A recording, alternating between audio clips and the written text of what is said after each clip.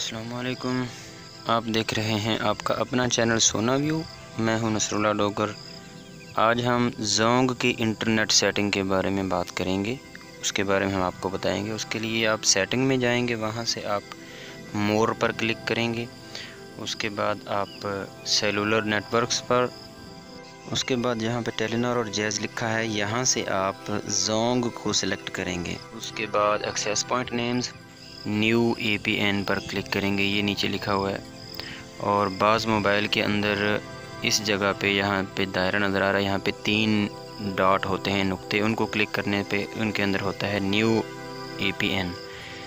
تو نیو اے پی این کریں گے۔ اس کے بعد ہم نام کے اندر لکھیں گے زونگ سپیس انٹرنیٹ۔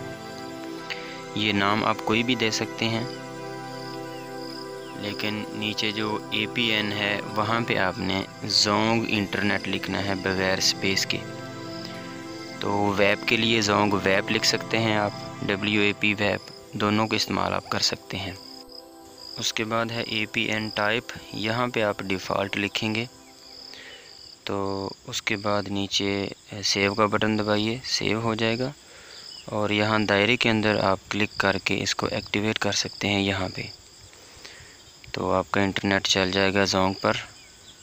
اگر ویڈیو پسند آئے تو ضرور لائک کیجئے گا، اور دیکھتے رہیے ہمارا چینل، سبسکرائب بھی کیجئے، دوستوں کے ساتھ شیئر کیجئے۔ اجازت چاہتا ہوں، اللہ حافظ۔